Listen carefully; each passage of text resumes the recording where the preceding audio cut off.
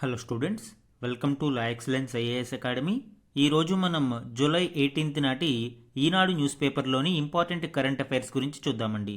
Last class health problem వలన నేను తీసుకోలేకపోయాను, కాబట్టి జూలై 17 నాటి టాపిక్స్ కూడా ఈరోజు క్లాస్లో కవర్ చేద్దాం. బిఫోర్ దట్ మనము ప్రీవియస్ క్లాస్లోని క్వశ్చన్ ఆఫ్ ద డే గురించి చూద్దాము. క్రింది వారిలో ఎవరికి తమ విధులను నిర్వర్తించేటప్పుడు రాజ్యాంగ మరియు పరిస్థితుల విచక్షణాధికారాలు రెండూ ఉంటాయి? ఇది బోత్ కాన్స్టిట్యూషనల్ మరియు సిచ్యువేషనల్ డిస్క్రిషనరీ పవర్ గురించి డిస్కస్ చేస్తుంది. మనము లాస్ట్ క్లాస్లో చెప్పుకున్నాము, గవర్నర్ మరియు ప్రెసిడెంట్ ఇద్దరూ కూడా డిస్క్రిషనరీ పవర్స్ని కలిగి ఉంటారు. కాకపోతే గవర్నర్కి డిస్క్రిషనరీ పవర్స్ కొంచెం ఎక్కువగా ఉంటాయి. రాజ్యాంగం కల్పించిన విచక్షణ అధికారాలు కూడా గవర్నర్కి ఉంటాయి. అయితే ప్రెసిడెంట్కి కేవలం సిచ్యువేషనల్ డిస్క్రిషనరీ పవర్స్ మాత్రమే ఉంటాయి. కాబట్టి ఆన్సర్ ఏమవుతుందండి? బి, గవర్నర్ అనేది మనకి బోత్ కాన్స్టిట్యూషనల్ అలానే సిచ్యువేషనల్ డిస్క్రిషనరీ పవర్స్ని కలిగి ఉంటారు. కాన్స్టిట్యూషనల్ అంటే లైక్ 201 ఆర్టికల్ 201 కావచ్చు, ఆర్టికల్ 356 కావచ్చు, ఆర్టికల్ 167.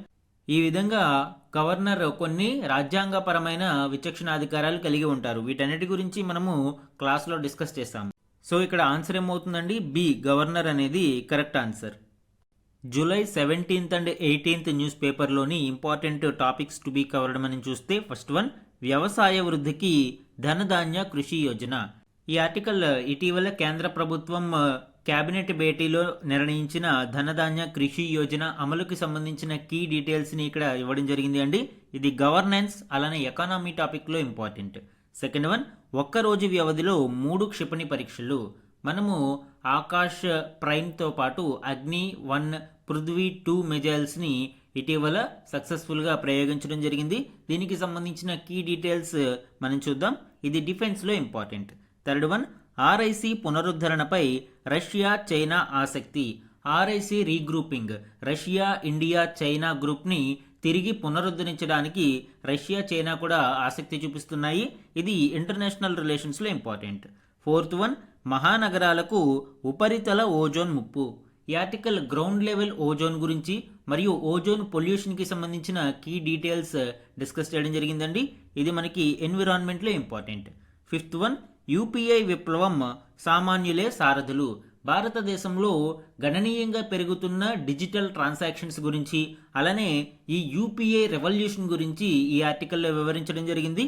ఇది ఎకానమీతో పాటు సైన్స్ అండ్ టెక్నాలజీలో ఇంపార్టెంట్. ఇవే కాకుండా ఈరోజు ఈనాడు న్యూస్ పేపర్లోని అదర్ ఇంపార్టెంట్ కరెంట్ అఫైర్స్ని గురించి కూడా డిస్కస్ చేద్దామండి. ఈరోజు మన ఫస్ట్ ఆర్టికల్ చూడండి, వ్యవసాయ వృద్ధికి ధనధాన్య కృషి యోజన. వెనుకబడిన 100 జిల్లాలలో 6 ఏళ్ల పాటు అమలు, 36 పథకాలను ఒకటిగా చేస్తూ కేంద్ర కేబినెట్ నిర్ణయం. ప్రధానమంత్రి ధనధాన్య కృషి యోజన పథకం భారతదేశంలో వెనుకబడిన 100 జిల్లాలలో వ్యవసాయ రంగానికి చేయూతనందించడానికి ప్రారంభించబడింది అండి. సుమారు 36 పథకాలను 11 మంత్రిత్వ శాఖలలో ఇప్పటికే అమలులో ఉన్న 36 పథకాలను సమ్మిళితం చేసి సింగిల్ ఇంటిగ్రేటెడ్ స్కీమ్ వ్యవసాయ వృద్ధికి ఈ ధనధాన్య కృషి యోజనని తీసుకురావడం జరిగింది. దీనికోసం ప్రతి రాష్ట్రం నుంచి కూడా ఒక జిల్లాను ఎంపిక చేసుకోవడం జరుగుతుంది. ఏంటంటే ప్రతి రాష్ట్రంలోనూ వెనుకబడిన జిల్లాలలో కనీసం ఒక జిల్లాని ఎంపిక చేయడం జరుగుతుంది. దీని కింద సుమారు 1.7 కోట్ల మంది రైతులు లాభం పొందే అవకాశం ఉంది. అలానే దీని యొక్క ముఖ్య ఉద్దేశం ఏంటి అండి? Enhance agricultural productivity. ఈ వెనుకబడిన జిల్లాలలో వ్యవసాయ ఉత్పాదకతను పెంపొందించడము, అలానే adapt crop diversification and sustainable agricultural practices అంటే సుస్థిర వ్యవసాయ విధానాలు, అలానే పంటల మార్పిడి వంటి వాటిని ప్రోత్సహించడం, and augment post harvest storage at Panchayat and block level. మనకి పంటలు పండించడం ఒక ఎత్తు అయితే దానిని నిల్వ చేసుకోవడం మరియు మార్కెట్లకి తరలించడం మరొక ఎత్తు. కాబట్టి ఈ పోస్ట్ హార్వెస్ట్ స్టోరేజ్ కోసం పంచాయతీ మరియు మండల స్థాయిలలోనే ఇన్ఫ్రాస్ట్రక్చర్ని డెవలప్ చేయడం, అలానే ఇంప్రూవ్ ఇరిగేషన్ ఫెసిలిటీస్ అంటే సాగునీటి సదుపాయాలను పెంపొందించడము, facilitate availability of long term and short term credit. రైతులకు ముఖ్యంగా రుణ సదుపాయం అనేది ఇన్స్టిట్యూషనలైజ్ చేయడం, అంటే ఈ మధ్యవర్తులు వడ్డీ వ్యాపారుల దగ్గర కాకుండా ఇన్స్టిట్యూషనల్ క్రెడిట్ని లాంగ్ టర్మ్ మరియు షార్ట్ టర్మ్ రుణ సదుపాయాలను అందించడం ఈ పథకం యొక్క ప్రధాన లక్ష్యాలుగా చెప్పుకోవచ్చు. అయితే ఎందుకు ఈ పథకాన్ని తీసుకురావాల్సిన అవసరం ఉంది అనేది చూస్తే నేటికి భారతదేశంలో చాలా మంది వ్యవసాయం మీదే ఆధారపడి ఉన్నారు అండి. కొన్ని కీ డేటా స్టాటిస్టిక్స్ మనం చూసినప్పుడు ఫైనాన్షియల్ ఇయర్ 2024 ప్రకారం భారతదేశం యొక్క జీవీఏలో 18% వ్యవసాయ రంగం నుంచే అందించబడింది. అలానే ముఖ్యంగా నేటికి 46.1% మంది పాపులేషన్ అగ్రికల్చర్ మరియు అలైడ్ యాక్టివిటీస్లో మనకి ఉపాధిని పొందుతూ ఉన్నారు. అంటే నేటికి 46.1% మంది వ్యవసాయం మీదనే ఆధారపడి ఉన్నారు. And first rank in milk, pulses and spices production in the world. భారతదేశం మిల్క్లో కావచ్చు, పల్సెస్ పప్పు ధాన్యాలు వాటిలో, అండ్ స్పైసెస్లో భారతదేశం నెంబర్ 1 ప్రొడ్యూసర్గా ఉంది. And second rank in production of fruits, vegetables, tea, farmed fish, sugar cane, wheat, rice, cotton and sugar. ఈ విధంగా వీటిలో మనము 2వ స్థానంలో ఉత్పత్తిలో ఉన్నాము. కాబట్టి భారతదేశం వ్యవసాయం మీద దృష్టి సారించాల్సిన అవసరం ఉంది. ముఖ్యంగా రైతుల యొక్క ఇన్కమ్ని రెట్టింపు చేయాల్సిన అవసరం ఎంతైనా ఉంది. దీనికోసమే మనము అశోక్ దాల్వాయ్ కమిటీని ఏర్పాటు చేయడం జరిగింది. డబ్లింగ్ ఆఫ్ ఫార్మర్స్ ఇన్కమ్ కోసం ఈ అశోక్ దాల్వాయ్ కమిటీని కూడా ఏర్పాటు చేయడం జరిగింది. మన నెక్స్ట్ ఆర్టికల్ చూడండి. ఒక్కరోజు వ్యవధిలో 3 క్షిపణి పరీక్షలు. ఈ ఆర్టికల్ ఇటీవల సక్సెస్ఫుల్గా ప్రయోగించిన 3 క్షిపణి పరీక్షలు. ఒకటి అగ్ని-1. ఈ అగ్ని-1 క్షిపణికి సంబంధించి మనం డీటెయిల్స్ చూస్తే ఇది 700 నుంచి 900 కిలోమీటర్ల పరిధిలోని లక్ష్యాలను ఛేదించగలుగుతుంది. అండ్ 1000 కేజీల వరకు ఈ పేలోడ్లను తీసుకువెళ్ళగలుగుతుంది. ఇది మీడియం రేంజ్ బ్యాలిస్టిక్ మిజైల్గా చెప్పవచ్చు అండి. నెక్స్ట్ వన్ పృథ్వీ-2. ఇది సుమారు 350 కిలోమీటర్ల పరిధిలోని లక్ష్యాలను ఛేదిస్తుంది. అలానే 500 కేజీల వరకు పేలోడ్ని తీసుకువెళ్ళగలుగుతుంది. ఈ అగ్ని సిరీస్, పృథ్వీ సిరీస్ ఇవన్నీ కూడా integrated guided missile development programme 1983లో ఈ ప్రోగ్రామ్ని ప్రారంభించడం జరిగింది. ఇందులో మనము ఈ మిజైల్స్ని స్వదేశీయంగా అభివృద్ధి చేసుకున్నాము. ఇప్పుడు వీటికి లేటెస్ట్ టెక్నాలజీస్ని అందిస్తూ వీటిని మరింత స్ట్రాటజిక్గా మారుస్తూ ఉన్నాం. అదేవిధంగా ఆకాష్ ప్రైమ్ని కూడా సక్సెస్ఫుల్గా ప్రయోగించడం జరిగింది. ఈ ఆకాష్ ప్రైమ్ అనేది ఆకాష్ యొక్క అప్గ్రేడెడ్ వేరియంట్.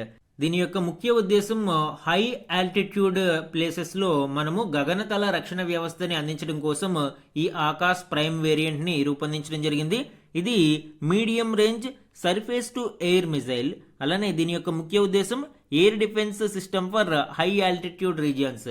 ఎత్తైన ప్రాంతాలలో గగనతల రక్షణ వ్యవస్థ కోసం ఈ ఆకాష్ ప్రైమ్ని రూపొందించారు. దీని యొక్క కీ ఫీచర్స్ చూడండి. Enhanced altitude capability.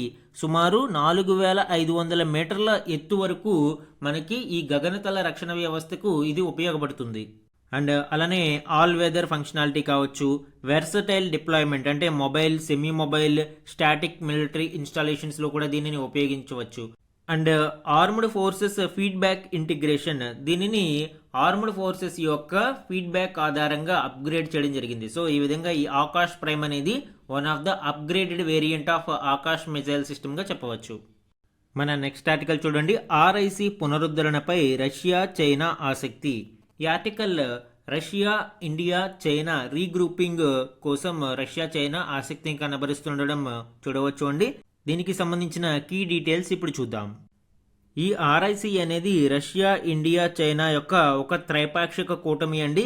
దీనిని 1990లలోనే రష్యా ప్రతిపాదించగా కొన్ని సంవత్సరాల పాటు చర్చలు జరుగుతూ వచ్చాయి. ముఖ్యంగా ఈ గ్రూప్ ఫారిన్ పాలసీ, ఎకనామిక్స్ మరియు సెక్యూరిటీని 3 దేశాలు కలిసికట్టుగా అభివృద్ధి చేసి ముందుకు వెళ్లడం కోసం ఈ గ్రూప్ని ఫామ్ చేయడానికి ప్రయత్నాలు చేశారు అండి. అయితే 2020లో జరిగిన గాల్వాన్ వ్యాలీ ఘర్షణల తర్వాత ఈ ప్రతిపాదన అనేది స్తబ్దుగా మారిపోయింది.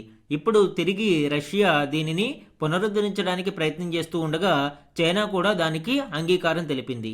ఈ ఆర్ఐసి యొక్క ఇంపార్టెన్స్ ఏంటి అనేది చూస్తే రష్యా మరియు చైనా ఈ ఆర్ఐసి గ్రూప్ని కౌంటర్ మెజర్ టు యుఎస్ హెజమనీగా తీర్చిదిద్దడానికి ప్రయత్నిస్తూ ఉన్నాయి. ఈ RIC members total 19% of global ల్యాండ్ని కవర్ చేస్తూ ఉండగా 33% కంటే అబవ్ గ్లోబల్ జీడిపిని కలిగి ఉన్నాయి. కాబట్టి ఇది ఒక స్ట్రాటజిక్ అలయన్స్గా చెప్పవచ్చు. అలానే all 3 are nuclear powers and Russia and China are UNSC permanent members. ఈ 3 దేశాలు అణ్వాయుధాలను కలిగి ఉన్నాయి. అలానే యునైటెడ్ నేషన్స్ సెక్యూరిటీ కౌన్సిల్లో రష్యా మరియు చైనా శాశ్వత దేశాలుగా ఉన్నాయి. అలానే ఇవి బ్రిక్స్ మరియు G20 లాంటి గ్లోబల్ ఫారమ్స్లో మెంబర్స్గా ఉన్నాయి. కాబట్టి ఈ 3 దేశాలు కలిసి ఒక కూటమిగా ఏర్పడితే ఒక అత్యున్నత స్ట్రాటజిక్ బ్యాలెన్స్గా ఇది ఏర్పడే అవకాశం ఉంది. కాబట్టి ఇప్పుడు రష్యా, చైనా దీనిని తిరిగి పునరుద్ధరించడానికి ప్రయత్నాలు చేస్తున్నాయి. మరి ఇండియా యొక్క విదేశాంగ విధానం ఏ విధంగా ఉంటుంది, దీనికి ఒప్పుకుంటుందా లేదా అనేది చూడాలి. మన నెక్స్ట్ ఆర్టికల్ చూడండి. నాటో తీరును తప్పుపట్టిన భారత్. ఇటీవల నాటో చీఫ్ మాట్లాడుతూ ఒకవేళ భారతదేశం రష్యాతో వ్యాపార బంధాలను కొనసాగించిన, ముఖ్యంగా రష్యా యొక్క ఆయిల్ని దిగుమతి చేసుకున్న సుమారు 100% వరకు సుంకాలను విధిస్తాము అని నాటో చీఫ్ ప్రకటించడం మనం చూడవచ్చు. అయితే ఈ ప్రకటనను భారత్ తప్పుపట్టింది. రష్యా నుంచి ఆయిల్ కొనుగోలు చేయాలా వద్దా అనేది భారతదేశం యొక్క సార్వభౌమ నిర్ణయం. కాబట్టి ఇతరుల యొక్క జోక్యాన్ని ఇందులో ఒప్పుకోమని, రష్యా నుంచి ఇంధనం కొనుగోలు చేయడం అనేది జాతీయ ప్రయోజనాలు, మార్కెట్ డైనమిక్స్ మీద ఆధారపడి ఉంటుందని భారతదేశ విదేశాంగ శాఖ ప్రతినిధి స్పష్టం చేయడం చూడవచ్చు. అంటే మనకి ఎక్కడ తక్కువకి ఇంధనం లభిస్తే అక్కడ మనం కొనుగోలు చేస్తాము. ఇది ఎక్కడైనా జనరల్గా జరిగేది. రష్యా నుంచి ఇప్పుడు మనకి చీప్గా ఆయిల్ ఇంపోర్ట్ చేసుకోవడానికి అవకాశం లభించింది. కాబట్టి రష్యా నుంచి మనము దిగుమతి చేసుకుంటున్నాము. అయితే నాటో కూటమి ఏమి ఆరోపిస్తుంది? రష్యా ఈ విధంగా తక్కువ ధరకే ఇంధనాన్ని చైనా, బ్రెజిల్, ఇండియా లాంటి దేశాలకు ఎగుమతి చేయడం ద్వారా వచ్చిన డబ్బుతో ఉక్రెయిన్ వార్ని కొనసాగిస్తుంది అని. కాబట్టి ఈ దేశాలు రష్యాతో ట్రేడ్ చేసుకుంటే, ముఖ్యంగా ఆయిల్ని ఇంపోర్ట్ చేసుకుంటే వాటి మీద 100% వరకు సుంకాలను విధించడానికి వెనుకాడమని నాటో చీఫ్ వ్యాఖ్యానించారు. అయితే భారతదేశం దీన్ని తీవ్రంగా తప్పుపట్టడం మనం చూడవచ్చు. మన నెక్స్ట్ ఆర్టికల్ చూడండి. మహానగరాలకు ఉపరితల ఓజోన్ ముప్పు. ఈ ఆర్టికల్లో గ్రౌండ్ లెవెల్ ఓజోన్ గురించి, దానికి సంబంధించిన సోర్సెస్ గురించి, అలానే ఈ గ్రౌండ్ లెవెల్ ఓజోన్ వలన కలిగే దుష్ఫలితాలు ఏ విధంగా ఉంటాయనేది చూద్దాము. అలానే ఇటీవలి CSE centre for science and environment నివేదిక గురించి ఇక్కడ డిస్కస్ చేద్దాం. ఈ ఏడాది వేసవిలో కోల్కతా, బెంగళూరు, ముంబై, హైదరాబాద్, చెన్నై తదితర మహానగరాలలో ఈ గ్రౌండ్ లెవెల్ ఓజోన్ స్థాయిలు అధిక మొత్తంలో ఉన్నట్లు ఈ CSE నివేదిక వెల్లడించింది. అలానే ఢిల్లీ ఎయిర్ క్వాలిటీ ఇండెక్స్ ప్రకారం ఢిల్లీలో కొన్ని రోజుల పాటు ఈ పార్టిక్యులేట్ మ్యాటర్, ధూళి కణాల కన్నా కూడా ఓజోన్ కారణంగానే ఎక్కువగా కాలుష్యం జరిగినట్లు గణాంకాలు వెల్లడిస్తూ ఉన్నాయి. అయితే ఈ గ్రౌండ్ లెవెల్ ఓజోన్ అంటే ఏంటి? మనము జనరల్గా తెలుసు ఓజోన్ లేయర్. ఇది ఎక్కడ ఉంటుందండి? ఓజోన్ లేయర్ జనరల్గా స్ట్రాటోస్పియర్లో ఉంటుంది. మనకి వివిధ రకాల అట్మాస్ఫియరిక్ లేయర్స్ అని ఉంటాయి. ఈ లేయర్స్లో ఒకటైన స్ట్రాటోస్పియర్లో ఈ ఓజోన్ అనేది అతి నీలలోహిత కిరణాలకు ఒక రక్షణ కవచంగా ఉపయోగపడుతుంది. అయితే ఈ ఓజోన్ కొన్నిసార్లు గ్రౌండ్ లెవెల్లో కూడా ఉత్పత్తి అవుతుంది అండి. దీనినే ట్రోపోస్పియరిక్ ఓజోన్ లేదా సర్ఫేస్ ఓజోన్ లేదా గ్రౌండ్ లెవెల్ ఓజోన్గా పిలుస్తారు. అయితే ఈ గ్రౌండ్ లెవెల్ ఓజోన్ అనేది అంత సురక్షితం కాదు అండి. దీని వలన అనేక ఆరోగ్య సమస్యలు తలెత్తే ప్రమాదం ఉంది. ఈ గ్రౌండ్ లెవెల్ ఓజోన్కి సోర్సెస్ ఏంటి అనేది చూస్తే డైరెక్ట్ సోర్సెస్ ఏవీ లేవు అండి. అంటే ఇది నేరుగా వాతావరణంలోకి విడుదలవ్వదు. ప్రైమరీ పొల్యూటెంట్స్ అయిన నైట్రోజన్ ఆక్సైడ్, కార్బన్ మోనాక్సైడ్, అలానే వోలటైల్ ఆర్గానిక్ కాంపౌండ్స్ ఇట్లాంటివి సన్లైట్లో రసాయన క్రియకు గురి అయినప్పుడు కెమికల్ రియాక్షన్స్ ఆధారంగా ఈ గ్రౌండ్ లెవెల్ ఓజోన్ అనేది ఉత్పత్తి అవుతుంది. ఈ గ్రౌండ్ లెవెల్ ఓజోన్ యొక్క ఇంపాక్ట్స్ మనం చూస్తే ఇది అనేక దుష్ఫలితాలకు కారణమవుతుంది. ముఖ్యంగా క్లైమేట్ పరంగా చూసినప్పుడు గ్లోబల్ వార్మింగ్కి ఇది కంట్రిబ్యూట్ చేస్తుంది.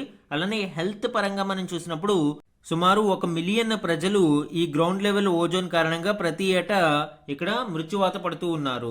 అండ్ మిలియన్స్ ఆఫ్ పీపుల్ అనేక శ్వాసకోశ రుగ్మతలకు గురి అవుతూ ఉన్నారు. అలానే అగ్రికల్చర్లో మనం చూసినప్పుడు ఈ గ్రౌండ్ లెవెల్ ఓజోన్ అనేది టాక్సిక్ టు మెనీ ప్లాంట్స్. ముఖ్యంగా ఇది causes up to 15% in annual yield losses of soya, wheat, rice and maize. ఈ విధంగా ప్రధాన పంటలలో సుమారు ప్రతి ఏటా 15% ఈల్డ్ లాసెస్ కి ఈ గ్రౌండ్ లెవెల్ ఓజోన్ కారణమవుతుంది. అలానే కార్బన్ డైఆక్సైడ్ ని గ్రహించే గ్రహణ శక్తిని కూడా ఈ గ్రౌండ్ లెవెల్ ఓజోన్ కారణంగా మొక్కలలో దెబ్బతింటుంది. ఇది మరింత భూతాపం పెరగడానికి కారణమవుతుంది. కాబట్టి ఈ గ్రౌండ్ లెవెల్ ఓజోన్ స్థాయిలను కట్టడి చేయడానికి మరియు దీనిని సమర్థవంతంగా నిర్వహించడానికి ప్రభుత్వాలు చర్యలు చేపట్టాల్సిన అవసరం ఉంది. మన నెక్స్ట్ ఆర్టికల్ చూడండి. UPI విప్లవం, సామాన్యులే సారథులు. ఈ ఆర్టికల్ భారతదేశంలోని UPI రెవల్యూషన్ గురించి వివరిస్తూ ప్రపంచవ్యాప్తంగా జరిగే డిజిటల్ ట్రాన్సాక్షన్స్లో భారతదేశం యొక్క డామినెన్స్ని వివరిస్తూ దానికి సంబంధించిన గణాంకాలని ఇక్కడ ఇవ్వడం జరిగింది అండి. దానితో పాటు భారతదేశంలో వెల్లివిరుస్తున్న ఫిన్టెక్ బూమ్ గురించి, అలానే దానితో పాటు other side of the coin, అంటే ఒక టెక్నాలజీని మనము పాజిటివ్గా వినియోగిస్తూ ఉంటే దాని యొక్క నెగిటివ్ రిపర్కషన్స్ కూడా ఉంటాయి. అలానే ఈ యూపీఐ డిజిటల్ ట్రాన్సాక్షన్స్ వృద్ధి సైబర్ క్రైమ్ మోసాలకి కూడా దారితీస్తూ ఉంది. దానికి సంబంధించిన వివరాలు, అలానే ఈ సైబర్ క్రైమ్ మోసాలని అడ్డుకట్ట వేయడానికి తీసుకోవాల్సిన చర్యల గురించి ఇక్కడ వివరించడం జరిగింది అండి. దీనిలోని కీ హైలైట్స్ ఇప్పుడు చూద్దాం. భారతదేశం యొక్క యూపీఐ విప్లవాన్ని వివరించే కొన్ని గణాంకాలని ఇక్కడ చూసినప్పుడు ఈ యూపీఐ సేవలను సుమారు 80 యాప్ల దాకా ఇక్కడ అందిస్తూ ఉంటే దీని యొక్క బ్యాక్ బోన్ ఏంటండి, UPI NPCI national payments corporation of India ద్వారా ఇది అందించబడుతూ ఉంది.